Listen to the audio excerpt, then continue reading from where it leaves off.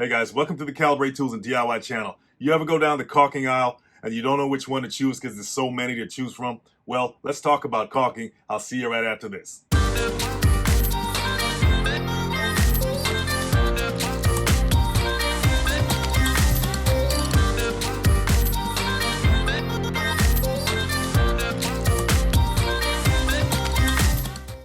Hey guys, if you are a beginner DIYer like I was at one time, then you're going to need a basic set of tools just to get you started, just to get you more confident, even with very small projects. That's how you get better. So over here at Calibrate, we put together the Calibrate Ultimate Utility Bag with all the essential tools in it to get you started on your DIY journey.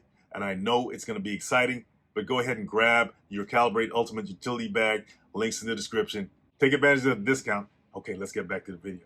Okay guys, so you finally got the bulk of your project done, and now it's time to put the final touches on it, which means you got to seal those joints up and seal those gaps up around the trim, in the bathroom, windows, and pretty much any area where there's a gap that needs to be filled.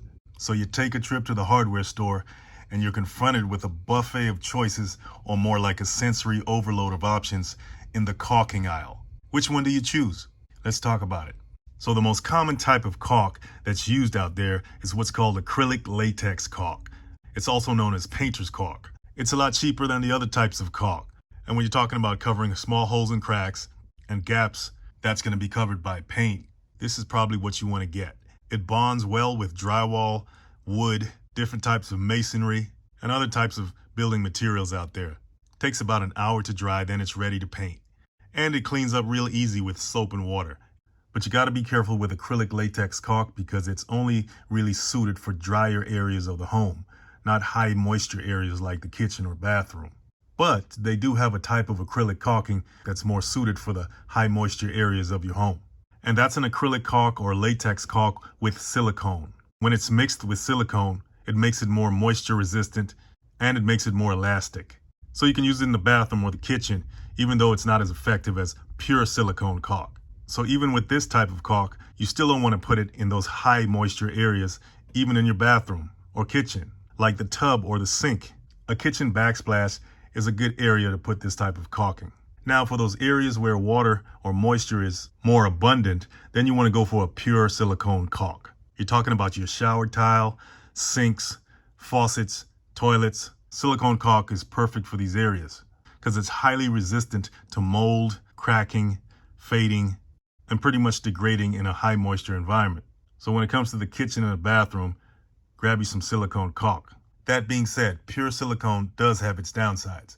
It doesn't stick well to wood or drywall, and it's definitely not as easy to clean up as acrylic caulking, not to mention the smell. And for these very reasons, some type of solvent is required for cleanup. So when you're working with pure silicone, make sure that you prep the area properly so you can minimize the cleanup time. Now, as far as the drying time for pure silicone, it ranges between 30 minutes to an hour. But remember, there's a difference between drying time and curing time. Drying time just means that it's dry enough to the touch where other work can be done around the area without smudging or damaging the surface of the caulk. But curing time takes a lot longer. Silicone caulk could take about 24 hours to fully cure, but that can extend to days after, so just know that difference. There's drying time and then there's curing time. But once it's on there, silicone caulk can last forever, for decades at least. Then you have what's called adhesive caulking. It's also known as liquid nails. And as the name implies, it helps to bond two surfaces together. And it's pretty strong stuff. But it also has mold and mildew resistant properties, which is why it's also used in wet areas or high moisture areas, like your bathrooms or kitchens. Now, as far as the drying times for adhesive caulking, that depends on a few factors. And you can actually apply this to the previous caulking as well. Temperature is one of them.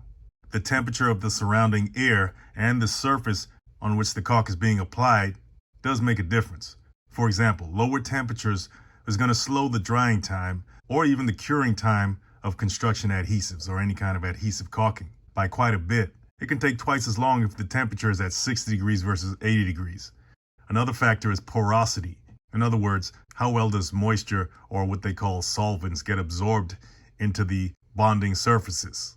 Surfaces like plastics, metals, or painted surfaces are what they call non-porous, very hard for moisture or solvents to absorb into those. And that can definitely slow the drying time or curing time of adhesive caulking or regular caulk. So it's recommended when you're using adhesive caulk that at least one of the surfaces be porous whenever possible. So make sure that there's no paint. Make sure that it's not metal. Make sure that it's not plastic. Then there's moisture and humidity that can also affect the drying times. Of course, the more moist the surface is or the more humid an area is, that's going to affect the drying time of the adhesive, especially something like a latex construction adhesive. But of course, technology stepped in and they created a rubber solvent-based construction adhesive, caulking, that dries quicker in these types of environments. But when you're talking about polyurethanes, even silicone, and certain types of hybrid caulking products, meaning that it's a mixture of different elements, moisture can actually help the curing process, believe it or not. Just follow the instructions on how much caulking you should use when it comes to liquid nails. It's on the packaging. All right, so when it comes to the exterior of your structure, your building, your home, whatever it is, you're talking about the outdoors now, where the elements are much harsher, much more intense. You got the sun, the heat, rain, snow, sleet, all kinds of stuff. Then you want to go for what's called butyl rubber caulking. That's B-U-T-Y-L rubber caulking.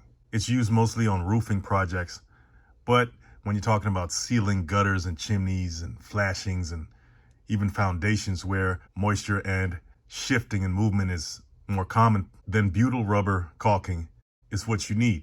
It can expand and contract, it can shift and move with the surface that it's applied to, which makes it a perfect outdoor sealant or caulking.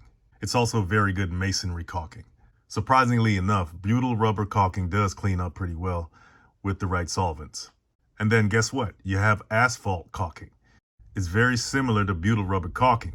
It looks like it, smells like it, but it's not it.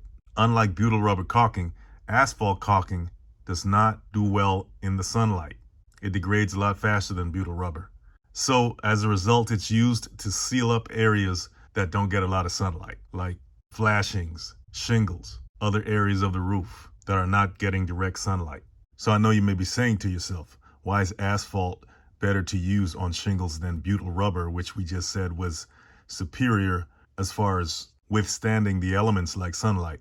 Well, the simple answer to that is butyl rubber is not compatible with asphalt shingles. That's why it's not recommended to use it on asphalt shingles because of number one, adhesive issues. Butyl rubber may not stick well to asphalt surfaces, which means that the proper seal won't be created. And it's just a disaster waiting to happen in terms of a major leak or something like that. Number two, butyl rubber can cause a chemical reaction between itself and the asphalt, which can actually degrade or soften the asphalt over time and pretty much shorten the lifespan of the roof. Butyl rubber can also become sticky and soft under very high temperatures like extreme sunlight. And even in very low temperatures, butyl rubber can even become brittle and lose its flexibility. You know, the ability to expand and contract. It can lose that and pretty much fall apart in very low temperatures. So that's just some of the reasons why butyl rubber is not used on asphalt shingles. Asphalt sealants are used on asphalt shingles for obvious reasons. However, you can use other types of sealants like silicone-based sealants, polyurethane sealants, and even roofing tar on asphalt shingles. So you do have other options.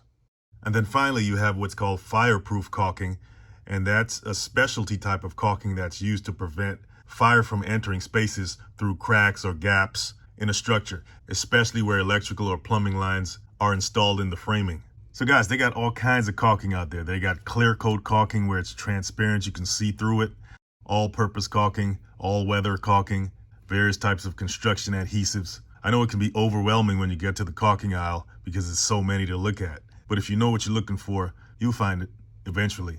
All right, guys, so that's pretty much the rundown on caulking. It pretty much boils down to interior caulking and exterior caulking, right? Guys, if you got some value from this video, hit that like and subscribe. Share it with everybody you know. Don't forget to hit those links in the description, and I'll see you in the next one.